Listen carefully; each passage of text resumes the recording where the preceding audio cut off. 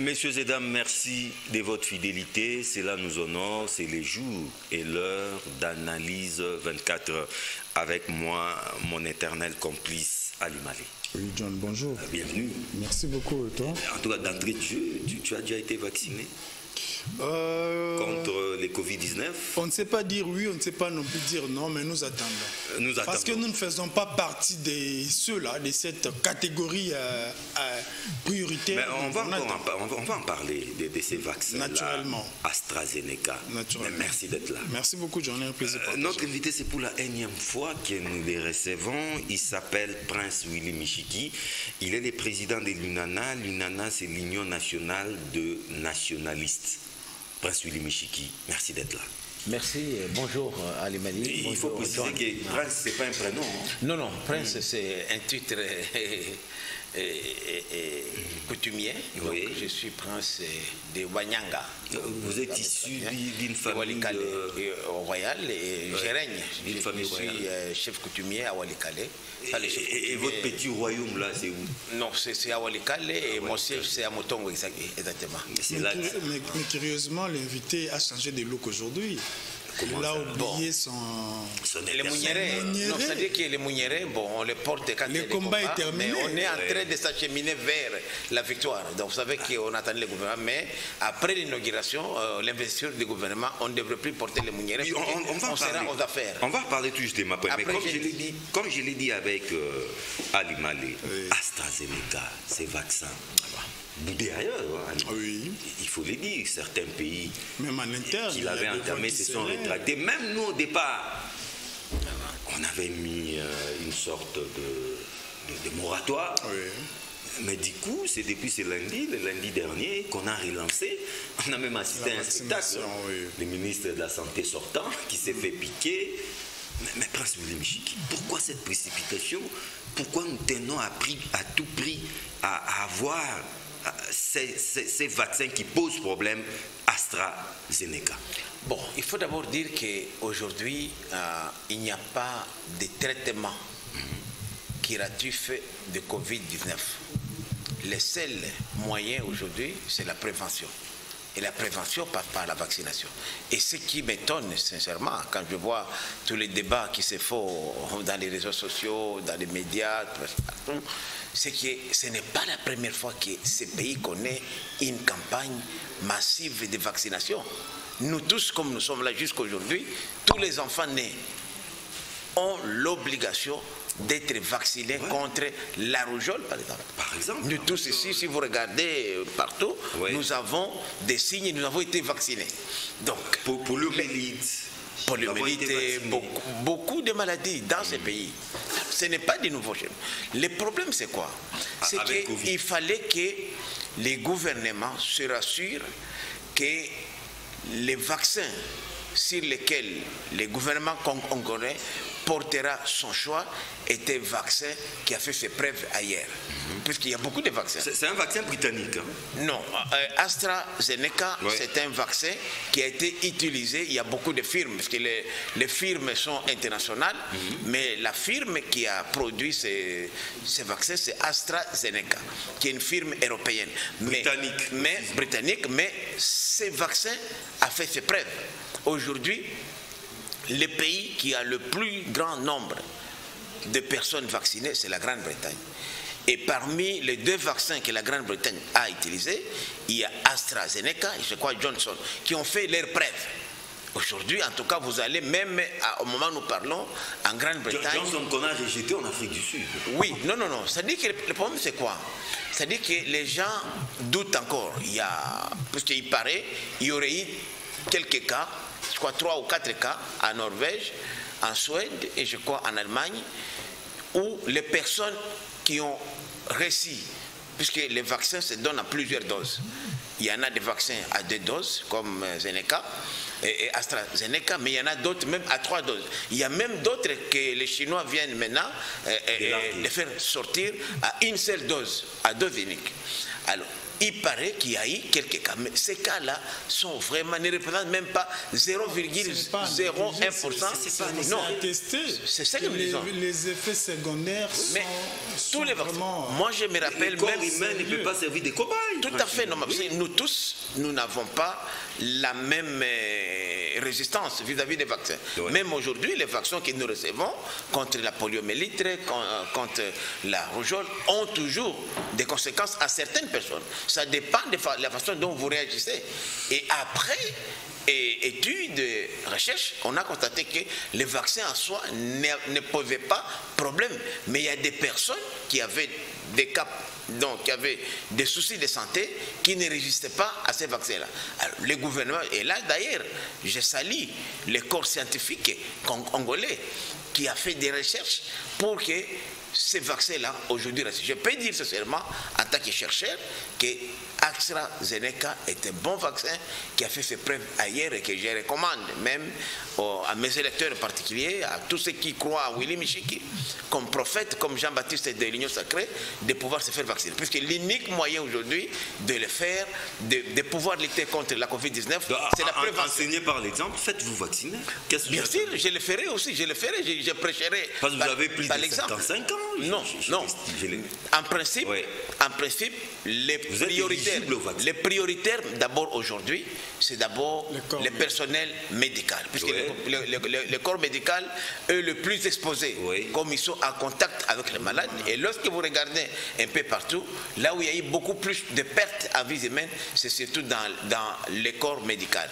La deuxième catégorie, ce sont des personnes âgées.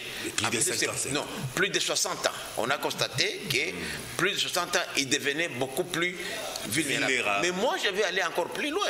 J'ai dit qu'il faudrait aussi que l'autre catégorie, notamment les policiers, les militaires, qui sont appelés à aller au front, parfois à être en contact avec la population, devraient aussi se faire vacciner. Mais il y a une chose, c'est que le vaccin n'est pas obligatoire. C'est une recommandation. Il y a même une résolution du Parlement européen oui. qui a déclaré que la vaccination ne peut pas être universelle. Puisqu'il y avait une tendance qui consistait à dire qu'on peut lier même les déplacements à ces vaccins-là. Ouais. Ça viendra, ça un passeport lié au vaccin. Il y a une préoccupation. À quoi aura servi tous les moyens mobilisés, toutes les énergies mobilisées pour des recherches en interne qui, selon certaines sources, qui ont produit des résultats positifs, mais pour, au finish, recourir à ces vaccins importés? Mais justement, les recherches faites ont démontré qu'il faut la prévention. Ici, je parlais des recherches congolaises, l'expertise congolaise qui a mis des protocoles pouvant démontrer... Mais le problème, c'est quoi? C'est-à-dire que lorsque vous prétendez avoir découvert un traitement, ce n'est pas seulement votre discours. Il y a des contre-expertises qui sont faites. Et oui. Je vous dis, au moment où nous parlons aujourd'hui, oui. Il n'y a pas un traitement découvert, même pas au Congo. Tous les protocoles qu'on a présentés se sont avérés faux. Je vous dis, moi je ne veux pas les faux. Si aucun protocole ne marche. Jusqu'à aujourd'hui, il n'y a pas un traitement. Donc tous les protocoles, même les protocoles congolais, ne peuvent pas aujourd'hui être considérés comme curatifs, malheureusement. C'est pourquoi les gens disent que pendant que les recherches continuent, mais on peut déjà utiliser la prévention. Et la prévention, c'est la vaccination. Les maladies comme le sida, les gens ne meurent plus de sida aujourd'hui. Non, mais il n'y a pas de vaccin. Alors qu'il y a un vaccin contre le sida. Non, il n'y a pas de vaccin. Il y a un vaccin contre la malaria. Non, il n'y en a pas non plus. Alors que la malaria tue ça se plus soigne. que Covid. Tout à fait. Ça se soigne. C'est pourquoi j'ai dit, il n'y a pas de traitement curatif. Il faut vivre avec. Même le sida aujourd'hui, les HIV, les gens vivent avec, ils n'en meurent plus. Puisqu'il y a des traitements qui vous accompagnent, mais qui ne sont pas des traitements curatifs d'une manière définitive. Donc, le problème aujourd'hui, c'est quoi? Parce que la façon dont nous vivons aujourd'hui, d'abord, ça crée la panique et on a constaté que la vaccination déjà rassure. Il y a des gens même qui sont morts, soit par la panique, l'effet de paniquer.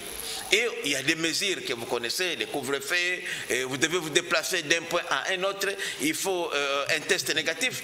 Ça devenait trop pour la population. Et aussi, le Covid-19 a eu un impact négatif sur les économies du monde, surtout les économies vulnérables comme les nôtres. Ouais. Donc nous pensons qu'avec le début des campagnes de vaccination, la RDC pourrait petit à petit faire la prévention. Et d'ailleurs, moi j'ai dit, Dieu merci que nous n'avons pas connu autant de morts que les pays. C'est là que ça intrigue, Prince Willy Michiki. Nous n'avons pas connu autant de morts comme ailleurs. Pourquoi insister sur pas cette hécatombe, mais pourquoi ne pas patienter, attendre un peu, voir les preuves réelles de ces vaccins-là, pas ailleurs, mais beaucoup plus en Afrique, nos pays voisins, voir ce que ça donne, et puis on verra. Oui. Parce que jusque-là, Alimal, je crains que ces vaccins ne passent pas, parce qu'il y a déjà aussi beaucoup d'intox. Il suffit de jeter un coup d'œil dans les réseaux sociaux, vous allez comprendre. Non, vous savez, en fait, nous faisons partie d'une communauté sanitaire mondiale. Mais pourquoi nous qui est aujourd'hui... Non, moi je dis, c'est pas seulement nous. Nous ne sommes pas frappés, mais les autres comme le Brésil. C'est-à-dire que vous n'allez pas dire qu'il n'y a pas de cas de Covid-19 ici au Congo. Non, mais c'est pas alarmant. Même si ce n'est pas alarmant, le problème c'est quoi? On risque d'être indexé au niveau international et de dire que quand vous avez un passeport congolais, en Grande-Bretagne déjà aujourd'hui, lorsque vous avez un passeport congolais, vous êtes même européen résident au Congo, vous ne pouvez pas entrer en Grande-Bretagne sans passer par la quarantaine.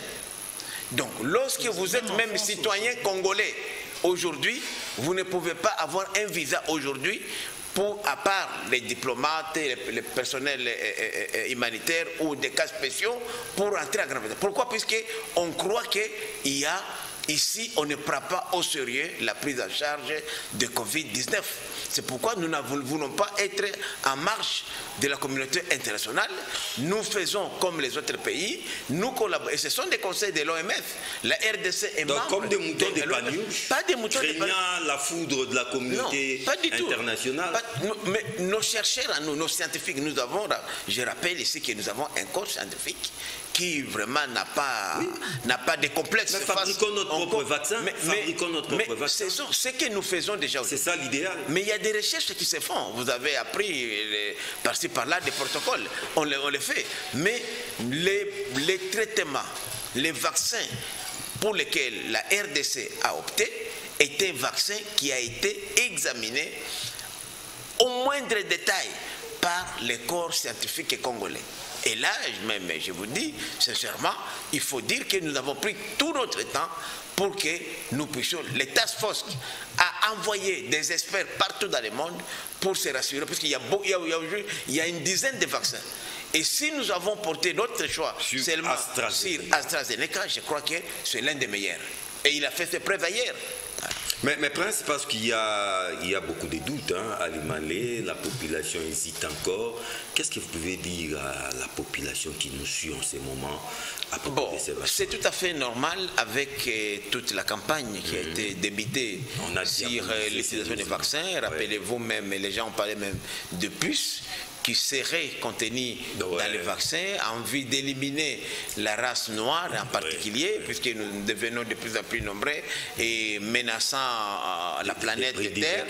Donc, c'est tout à fait ça. Mais lorsque les gens verront que les personnes vaccinées se comportent très bien et que ces personnes vaccinées arrivent à voyager même, par exemple, sans pour autant être obligées de passer par les tests négatifs de coronavirus, donc la plupart des gens, il y aura un engouement.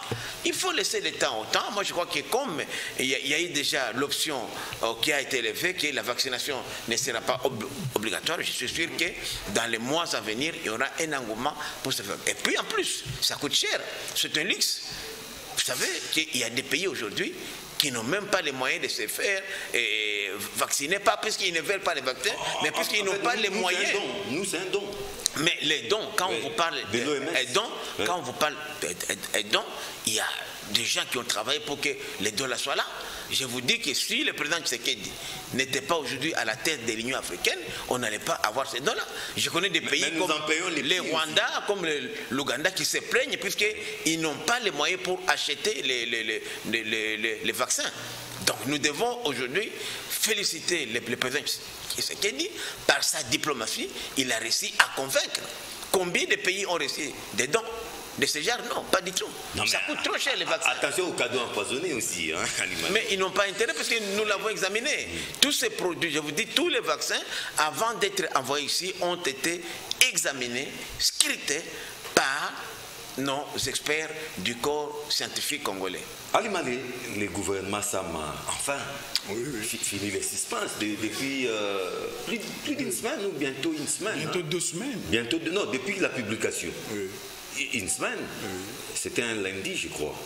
Alors, Prince Willy Michiki, parlons d'abord de cette composition, du casting de la team Lukonde.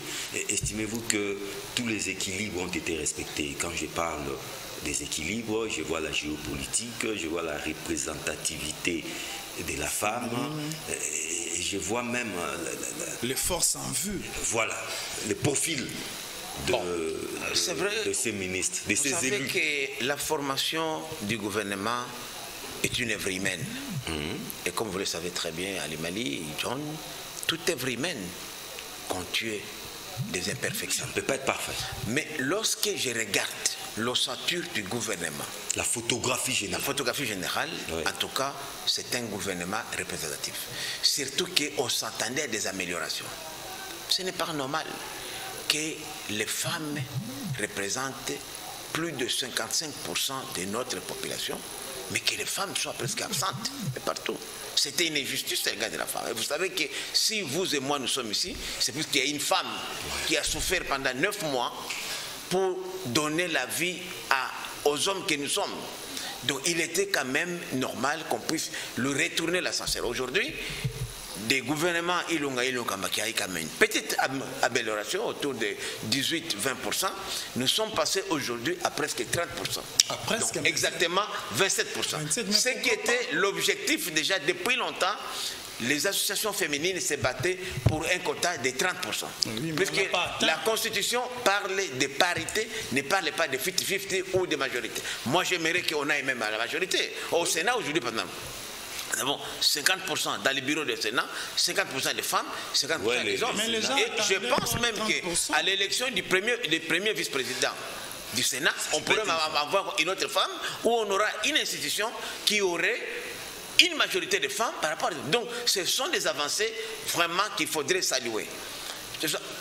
Même Dieu lui-même n'a pas créé le monde en une journée. Il y a eu chaque chose qui était créée chaque jour. C'était aussi. Mais il y a des voix qui s'élèvent.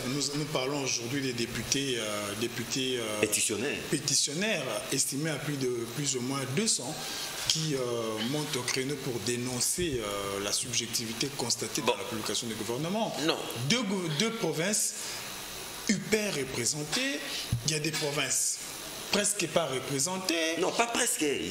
Qui n'ont même pas un vice-ministère. C'est aussi des observations. Ça, je dois dire, c'est pourquoi je dis que la perfection n'est pas quelque chose à laquelle on peut obliger les gouvernements.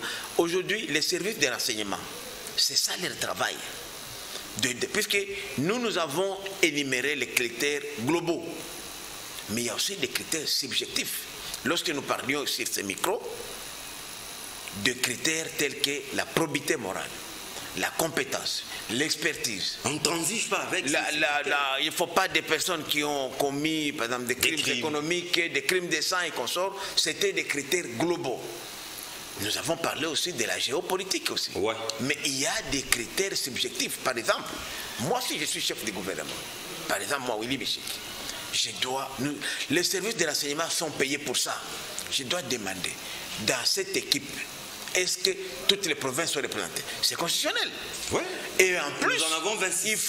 il aurait fallu que le Premier ministre se renseigne pour se rassurer que, par exemple, un des critères que moi, par exemple, j'aurais bien voulu imposer, qu'aucun regroupement politique ne présente 50% de ces candidats issus d'une même province. Ça pousserait au regroupement politique et partis politiques de voir ailleurs. De deux, qu'aucun territoire ne puisse avoir, par exemple, plus de 2 ministres, par exemple, puisqu'on en a 254 territoires. Tel n'est pas le cas. C'est ça, moi j'ai dit. Oui. Ce sont des imperfections qu'on a constatées. Voilà. Et aujourd'hui, nous avons dit, nous tous ici, devant ces micros, que la priorité des priorités, c'est la sécurité. Et en particulier, la sécurité à l'Est. Or, nous avons toujours dit ici, et je l'ai dit, et je l'ai redit encore une fois de plus, que l'approche communautaire était la meilleure pour régler les problèmes sécuritaires à l'Est. Or, lorsque vous constatez aujourd'hui, par exemple... Non, moi je viens de l'Est et je suis chercheur de la région des Grands Lacs, donc c'est une matière que je maîtrise. Et j'ai eu par le passé à diriger l'entité Maïmaï lors de 1+4.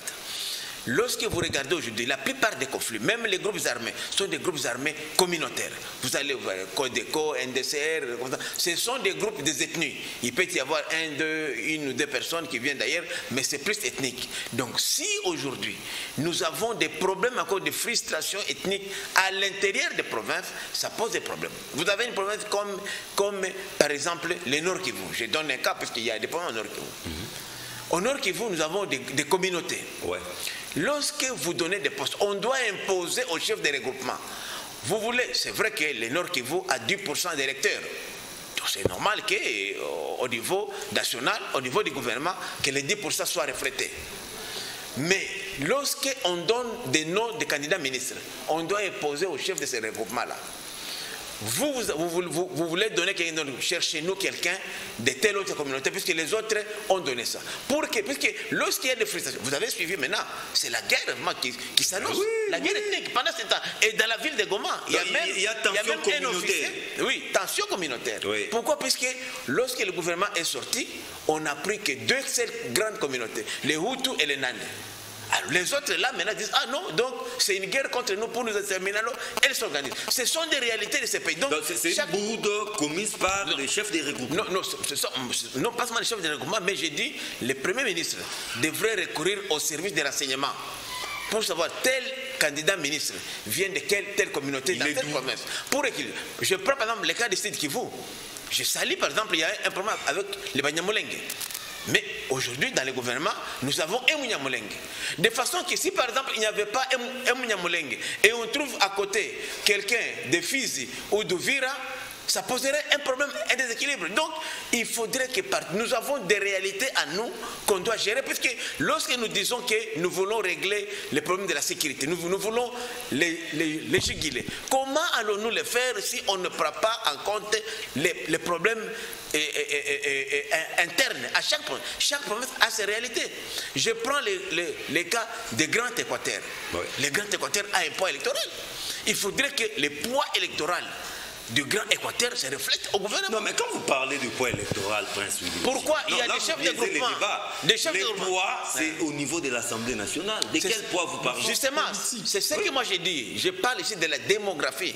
Non, le poids là par rapport au gouvernement, c'est l'Assemblée nationale. C'est ce que moi j'ai dit. Avez-vous combien de députés? Non. Lorsque nous parlons de géopolitique, il y a 2 faits. Ouais. Il y a d'abord la représentativité au niveau politique. C'est-à-dire que le poids électoral, vous avez assez de députés. Au niveau de l'Assemblée nationale. Mais il faut coupler ça aussi avec le poids démographique.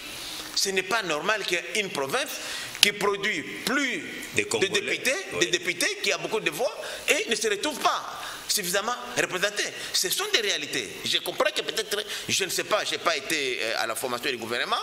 Est-ce que cet exercice-là a été fait? Mais ce sont des choses qui créent des frustrations. Or, la plupart des conflits que nous connaissons ici, c'est suite à des frustrations. Lorsque moi je me sens frustré, moi Willy Michik, élu de Walikale, vous allez à la CENI aujourd'hui, www.ceni.cd, Willy Michik élu. Mais Willy Michik ne siège pas au Parlement. Pourquoi? C'est pourquoi j'ai dit c'est une frustration. Si je ne sais pas nationaliste, John Ali Mali, je serai dans la brousse. Non, je prendrai les armes pour me défendre. Parce que là, moi je communique. Surtout que vous êtes un ancien Maïmaï. Bon, je ne suis pas un Maïmaï moi, mais j'ai eu à gérer cette entité-là comme autorité politique. Mais je vous dis, la plupart de ces gens-là, quand vous voulez poser la question, il y a toujours le mot frustration quelque part. Qu'est-ce que tu fais? Ah non, moi on a tué ma mère, qui a telle communauté, nous ne sommes pas représentés, on nous a ravi nos champs. C'est ça qu'il faudrait. En fait, l'avènement de l'Union sacrée, c'est la réparation de toutes ces frustrations. Non, mais ça risque d'attiser les Et malheureusement, on a hérité ça du régime passé, malheureusement, mais nous devons faire des... Justement, c'est ça que nous avons demandé qu'il faut les corriger. Alors, puisque l'œuvre humaine n'est pas parfaite, nous pensons que le chef de l'État, qui est l'initiateur de l'Union sacrée, qui est le garant de la Constitution, va procéder par des réparations pour que ceux-là qui sont aujourd'hui... Il y aura une ordonnance additionnelle. Mais non, pas seulement au gouvernement, on ne peut plus revenir. Les entreprises publiques. On ne peut pas. Il y a d'autres opportunités. Il y a les entreprises publiques, il y a la petite territoriale, il y a la diplomatie, où on peut satisfaire tout le monde. Dans le Congo, c'est partagé un peu comme ça, hein, comme un gâteau. Non, ce sont des réalités. Même la Constitution le dit. Il faut abattre les injustices. Comment expliquer qu'il y a par exemple des regroupements qui n'ont présenté que les gens de la même ethnie? C'est pas possible. Le Premier ministre a dit non, je mets mon veto. Pourquoi vous donnez seulement une même ethnie? Nous avons combien d'ethnies? 450 ethnies. Mais il y a risque que... Il y a des gens qui ont donné des gens du même territoire. C'est ça le problème. Parlant de frustration, il y a risque que le gouvernement ne soit pas investi avec les menaces des députés pétitionnaires. Voilà, je vais vous dire une chose. Prenons les cas, les scénarios les plus extrêmes possibles. Oui. Le gouvernement n'est pas investi. Je crois que le meilleur perdant, ce n'est pas le chef de l'État. Comment? Ce n'est pas ce gouvernement-là, ce sera les députés. La Constitution est claire. Non, la Constitution est claire. Oui. Lorsque le gouvernement est nommé, on les présente à l'Assemblée nationale pour présenter son programme. Si son programme est rejeté, le chef de l'État renvoie encore le même gouvernement. S'il, à la deuxième présentation, il est encore rejeté, il y a la crise entre l'Assemblée nationale... Non, là, c'est vous qui le dites. Non, moi, je vous parle... Qui confirme qu'il y a crise? Oui, mais c'est pas voilà. Oui, justement, la crise, c'est quoi? Non, la crise, c'est l'absence de confiance entre... Puisque le gouvernement est l'émanation de l'Assemblée nationale. Mais de quel gouvernement vous parlez? Non, on l'appelle gouvernement lorsqu'il est nommé par le chef de l'État. Malheureusement. Il n'a pas encore été investi. Non, même investi. Un gouvernement virtuel. Non, investi ou pas, une fois nommé par le chef de l'État, on l'appelle gouvernement. Malheureusement, moi je parle de la Constitution. Mais alors, gouvernement investi, ça c'est après la présentation du programme à l'Assemblée nationale. Avec ce gouvernement plénipotentiaire. Non. Malheureusement. Mais quel Premier ministre va informer? Malheureusement, les constituants n'a pas précisé s'il faudrait que le gouvernement soit investi ou pas pour être appelé gouvernement. Mais les constituants a prévu qu'en cas de deuxième rejet, le président de la République peut consulter le président de l'Assemblée nationale, le bureau de l'Assemblée nationale, du Sénat et le premier ministre rejeté. Ça c'est important. Non, rejeté c'est vous qui ajoutez. Non, moi je dis, je vous dis, c'est l'interprétation. On parle du premier ministre. Je ne suis pas constitutionnaliste, je suis juriste. Mais on parle du premier ministre. Non, je dis, le premier ministre aujourd'hui de la République démocratique du Congo s'appelle Sama Lukonde. Je suis vraiment désolé, c'est ça, il n'y a pas de Premier ministre en RDC. C'est ça le problème. Donc, au regard de la Constitution... Mais qui n'est pas pleinement Premier ministre. Ça, il faut les souligner. On ne peut pas dire il n'est pas ou n'est pas aujourd'hui. Vous demandez, je vais parler au Premier ministre, ce n'est plus Ilunga Ilunkamba. Puisque l'ordonnance là, nommant Sama Lukonde abroge les dispositions antérieures. Je parle maintenant ici attaqué juriste, mettons de côté la politique, les sentiments. Ce qui fait qu'aujourd'hui, si à la deuxième présentation du programme du gouvernement, le gouvernement est rejeté, le président de la République peut dissoudre l'Assemblée nationale. Et s'il est dissous, la Chambre haute, naturellement, tombe puisque nous sommes dans un système bicaméral. Mais est-ce qu'on ne peut pas éviter ça? Pardon? On ne peut pas éviter ces scénarios. Mais il n'y a pas d'autre... On peut l'éviter, puisque c'est dans l'intérêt des députés nationaux de le faire. Ça, c'est le chantage pour fragiliser les députés pétitionnaires. Non, mais puisque aujourd'hui... Ça, c'est le chantage. Entre nous, sincèrement parlant, les députés nationaux, à appartiennent aux partis politiques, regroupements où ils sont des indépendants, n'est-ce pas? Lorsqu'on forme un gouvernement, l'article 78 de la Constitution pour les cas alinéa D, pour les cas express, a prévu la désignation d'un informateur. L'informateur ne prend pas langue avec les députés, il prend langue avec les organisations politiques qui ont compétit à l'élection. Ils se regroupent en majorité et la majorité a été dégagée, 391 députés nationaux. Alors, mais maintenant, ces députés révolutionnaires, entre guillemets, ou pétitionnaires, mais appartiennent à des regroupements. Or, je vous dis aujourd'hui que tous les regroupements, donc tous les regroupements qui ont été recensés par l'informateur se retrouve dans ce gouvernement. Moi, j'aimerais bien que des réclamations soient ici des chefs de regroupement ou des partis politiques qui font partie, et non des individus. Parce que les députés ne peuvent pas engager un regroupement. Un député appartient au regroupement. Alors, comme il n'y a pas de contestation au niveau des regroupements politiques, partis politiques, membres de l'Union sacrée, il n'y a pas un problème.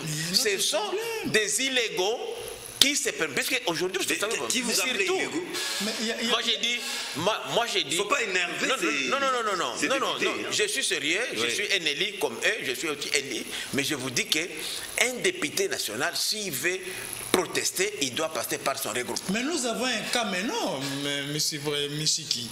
Il y a des députés venus du FCC qui se retrouvent aujourd'hui sans groupe parlementaire, sans regroupement. Non. Donc voilà déjà un cas qui remet à la place publique un débat pourtant déjà réglé. Non, je crois que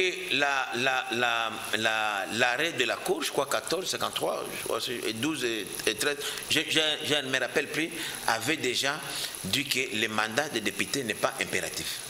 Mais on a aussi, bon, en quelque sorte, en des termes terre à terre, je peux dire que le député n'est pas un garçon de course des regroupements politiques. À mon habitude d'attendre. Alors maintenant, aujourd'hui, au moment où nous parlons, il y a déjà un projet de modification du règlement intérieur qui est déjà devant les bureaux du président de l'Assemblée nationale. Ça, c'est pour renforcer l'Union sacrée? Non, pas pour renforcer l'Union sacrée, parce que ce sont, vous savez, le législateur n'a pas tout prévu. Mais c'est un cas que le législateur avait oublié de prévoir qu'en cas, au cours d'une législature, la majorité pourrait être modifiée. Et au moment où nous parlons aujourd'hui, et je voudrais insister sur ça, lorsque l'informateur a pris langue, il a pris langue avec les regroupements et partis politiques qui ont été représentés aux élections.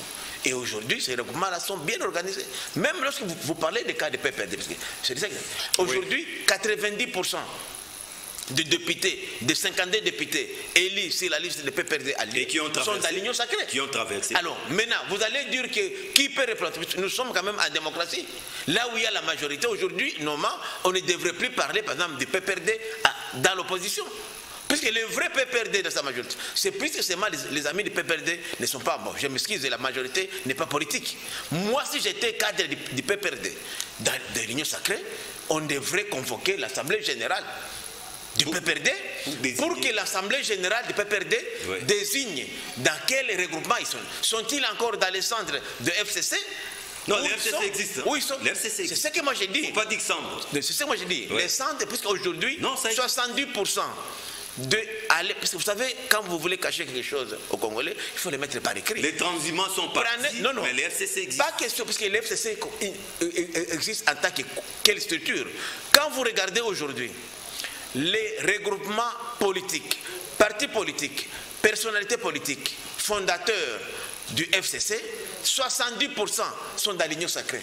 Alors je me dis maintenant, FCC est dans l'Union sacrée ou bien FCC est là où il était avant? C'est ça le problème. Or, le problème de nous Congolais, c'est que les gens ne sont pas stratèges. Si j'étais moi membre du FCC, ou mon organisation politique, j'aurais dit convoquer un congrès ou une assemblée générale pour déterminer où se trouve. Pourquoi il y a eu cette confusion-là? C'est tout justement le président de la République qui, au courant d'une législature, veut se fabriquer une majorité comme ça. Mais le président n'a rien fait. Moi, crachant sur la Constitution. Le président n'a pas fabriqué. La majorité, on ne la fabrique pas. Mais c'est ce qu'il a fait. La Cour constitutionnelle, qui est la plus haute Ce sont les urnes qui déterminent la majorité. Non. Et pas par un jeu de passe-passe sur fond de menaces, de dissolution. Non, John, la majorité ne se fabrique pas, elle se constate. Aujourd'hui, j'ai été dans une émission... Elle se constate au début de la législature. J'ai été dans une émission avec vous par les secrétaires permanents adjoints du PPRD, mon frère Ferdinand Kabere. Nous étions dans l'émission pièce contre pièce. Il a déclaré devant vous et moi qu'il était dans l'opposition. Oui. Donc, c'est-à-dire qu'il est réaliste que lui, le numéro 2 du parti, c'est le numéro 2 du parti. Après Chadar, il n'existe plus. Mais non, c'est pour dire qu'eux-mêmes aujourd'hui sont conscients qu'ils sont dans parce que la majorité, comme l'opposition, se constate. Ce n'est pas une histoire qu'on peut... Le chef de l'État n'a même aucune influence sur ça. Puisque le discours du chef de l'État a séduit seulement les députés qui sont élus. Et je suis très fier déjà comme Mende Omalanga, comme Ngoïka Sanji qui ont dit que les électeurs, les gens qui leur ont donné les mandats, ont dit allez à l'Union sacrée. C'est ça seulement la parole, la demande des électeurs, pas autre chose. Non, c'est ça la démocratie. Alors, là, nous devons aussi avoir les avis d'un politique de la facture de Prince Willy Michiki. Les prophètes. Il y a même pas une idée, mais l'idée a déjà pris corps à l'Imalé, cette histoire du mandat du président de la République. Lui qui devait être revu a déjà saisi les bureaux de l'Assemblée nationale pour dire qu'il faudra attendre l'investiture du gouvernement Lukonde pour effectivement commencer à compter les 5 ans de Félix Tshisekedi. Est-ce de la provocation? Non. Moi, vous savez, moi je ne suis pas un fanatique. Voilà. Et je ne suis pas un garçon de course de qui que ce soit. C'est vrai que ça c'est une bourde. Mais oui, bien sûr, parce qu'il y a des gens qui font la politique pour s'amuser. Non, pas s'amuser. Comme Mamel, pour vivre avec. Mais nous, on fait la politique pour la passion. Pour nous, c'est la passion. C'est-à-dire que nous essayons d'être vraiment cadres. Moi, je crois que la Constitution a prévu. Les mandats du chef de l'État commencent à son investiture. Voilà.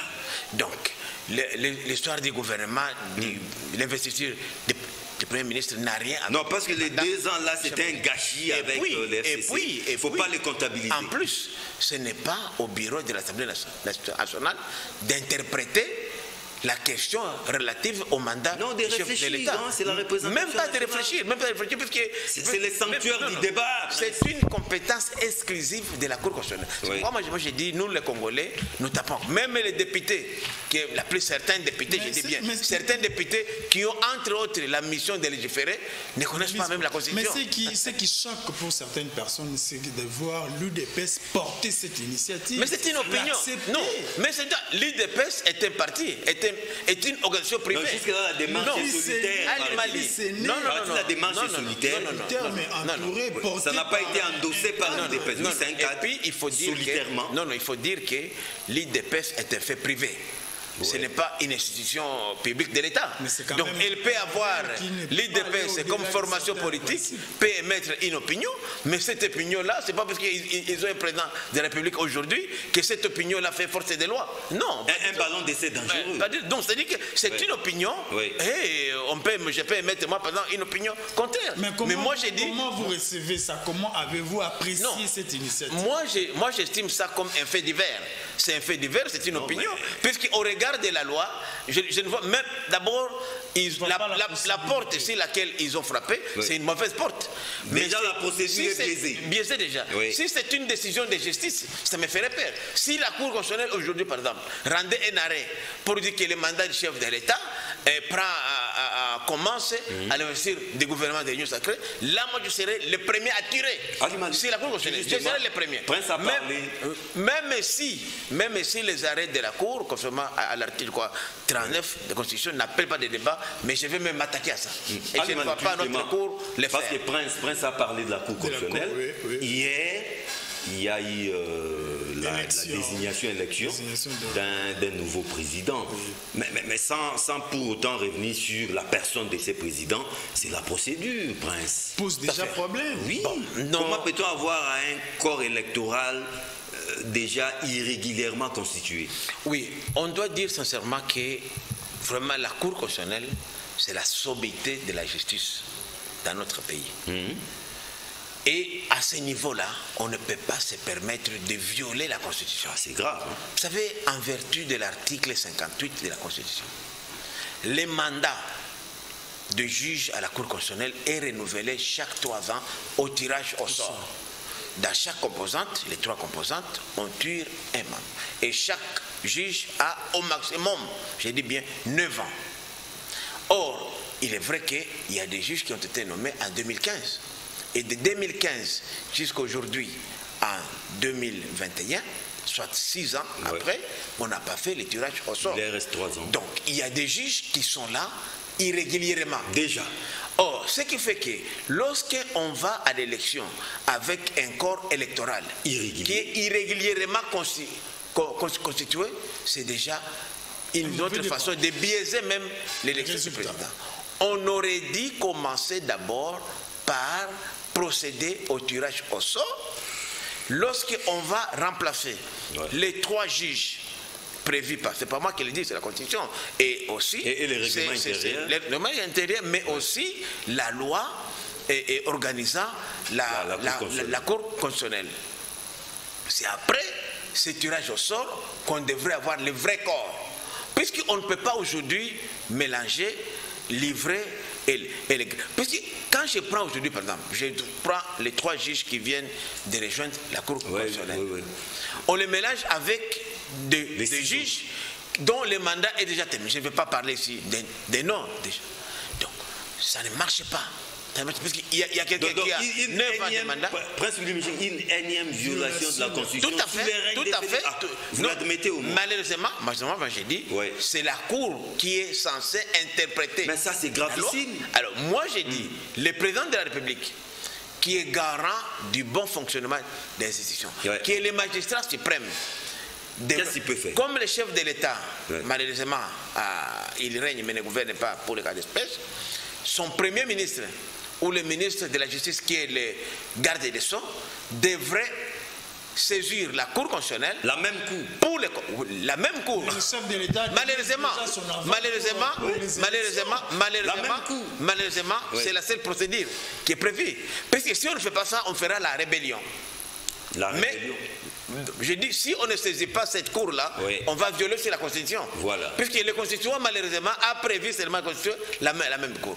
Mais il y a d'autres méthodes. Le chef de l'État, en tant que garant du bon magistrat suprême aussi, garant de la Constitution, magistrat suprême peut utiliser d'autres mécanismes pour les neutraliser.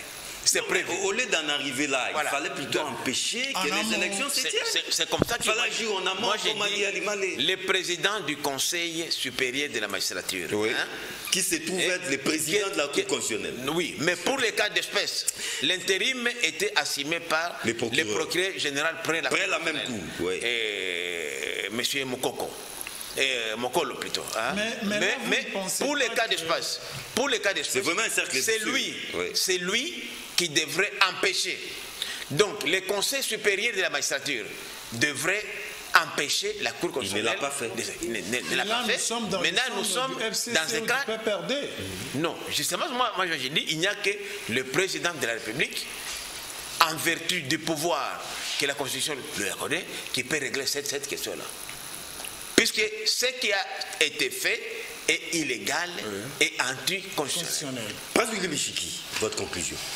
Ma conclusion, c'est moi, je voudrais dire ici que c'est vrai, le gouvernement va être investi ce jeudi. Sauf imprévu. Sauf imprévu. Sauf surprise désagréable. Je suis convaincu en tant que Jean-Baptiste. Comment? On a déjà donné les 50 000? Non. On n'a même pas à corrompre les gens.